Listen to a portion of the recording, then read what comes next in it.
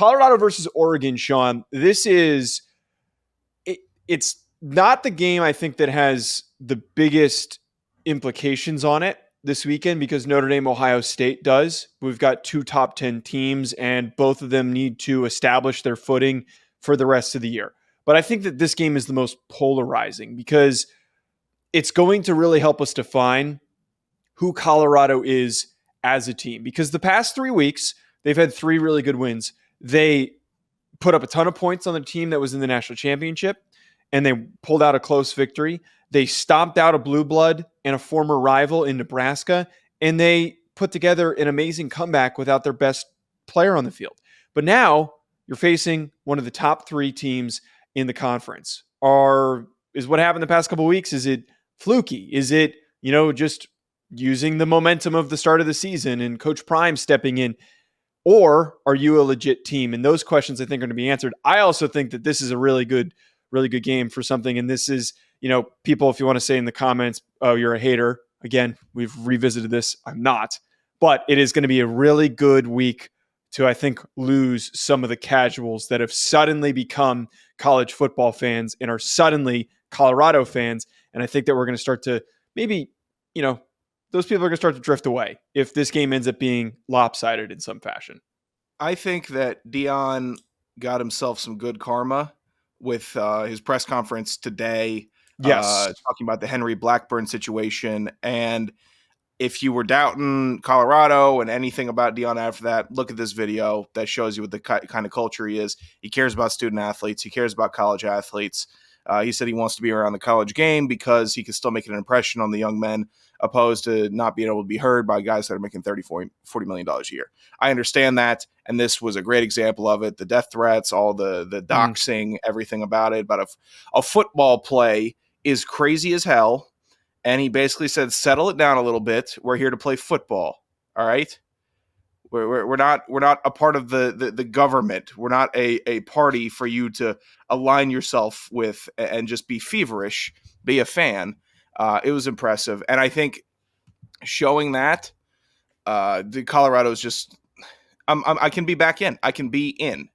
Even when there's so much writing of them, I can be back in. And I think that Colorado has enough talent, and I think Shedeur Sanders is a good enough quarterback to keep them in the game with Oregon. I truly believe he is. Having Travis Hunter down with the liver laceration, that's tough. That's going to be tough because you're losing 2 starters, both sides of the ball. It's just going to be tough for him. But you brought in 80 guys for a reason. Someone's going to have to step up. I just think that Colorado they're built of something a little bit different with that energy and the spirit that they play with. Way to go. You had such a good, succinct, awesome point, and then you just you blew it. Why wouldn't I? Why do you have a timer on at 6 o'clock at night? I thought that we were going at 6:15, so I put that on. Don't worry about my timers. My time happens to be everyone's business now. So, and that's on me, and I'll live with that. Look, you bring up a lot of really good points here, and I think that one thing that we discussed on the last show that we did is that they're fine, I think, at the receiver position. And I know that's kind of an insane thing to say, that you're losing Travis Hunter. By the way, I think it just really epitomizes the 2023 era of college football. That Travis Hunter has a liver laceration. He has a dirty hit on him, and everyone is so upset in his favor. He goes on his Bleacher Report show wearing a giraffe onesie, as casual as possible. But this is the thing that I love about Travis Hunter. Like, I've been on Travis Hunter. I've read a lot of articles about him. He's one of the most covered people in college football for a reason. He gets ball because he sat there in a giraffe onesie and was like, "Yeah, I mean, it happens." He basically was like, "Yeah." You made the perfect point. He gets ball because he plays ball. It's a bunch of people that don't know ball, that didn't play ball, that are taking it too far. And Dion knows ball, and Travis Hunter knows ball, and that's because he's a football player, and he's going to be doing a Twitch stream in his, which is just far out.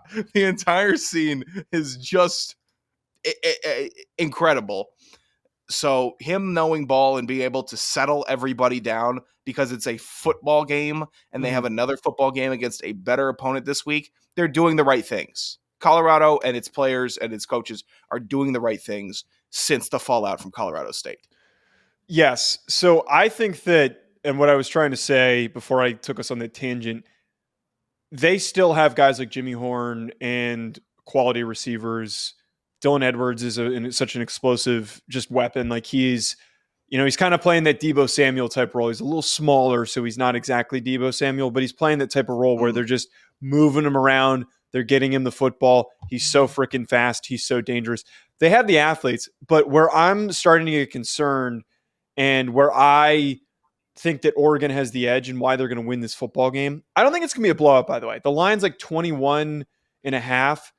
I really don't think this game is going to be a boat race like some people think. I think it could be like a 10-point game somewhere in that range. And it's specifically because of the trenches. The past 3 games, they've played 3 weak teams along the offensive and defensive lines, and they've gotten beaten up a little bit. Like the Nebraska game, the amount of pressures that happened in the first half for a group of nobodies. Like I've watched way too much Nebraska film for the scouting gig I do on the side. I've joked with Keegan, who has assigned me those games, and I'm like, please stop giving me Nebraska games. And I can tell you right now, that group is abysmal, and they were able to get pressures on Shedeur Sanders I early on mean, in that Mo game. Kamara took over the game at times. And he's a quality player, but he's a day 3 quality edge. Oregon is showing up with this game with guys like Jordan Birch. They have a really quality group of edge rushers and defensive linemen that have registered multiple sacks, multiple tackles for loss. That group is dynamic.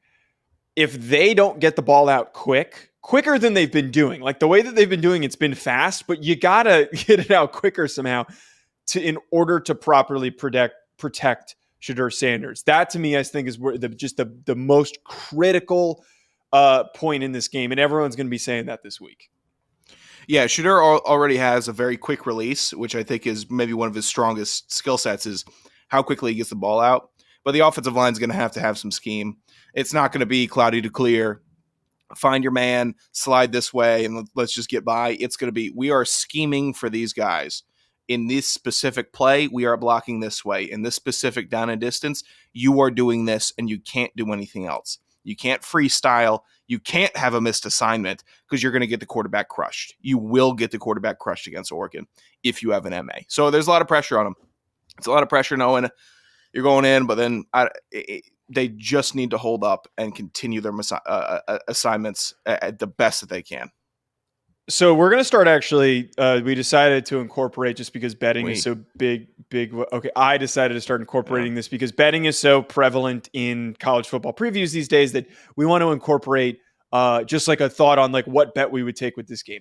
I think that we're both on the same page here. I don't want to touch Oregon to cover. I don't want to touch the spread at all, and I wouldn't take either team money line because like anything can happen here. The line that I like, and I still like your bet though, Sean, I'm taking under 71 points. I really think this game is going to get brought down in scoring more than people anticipate. Yeah. Oregon obviously they have Bo Nix, who is extremely dynamic, and I know that they put up 80 points on Portland State, but at the same time, I think that they've been a bit run-centric in the time that Dan Lanning has took this team over.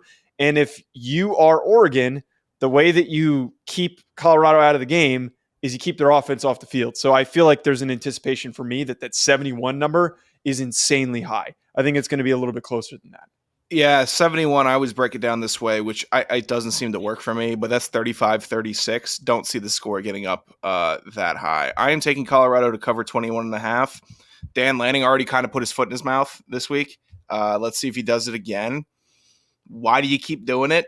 Why do you keep saying stuff? You're already going to get a huge market share. It's already going to go bonkers on TV ratings. Coaches can't help themselves. And now Colorado is going to have to cover.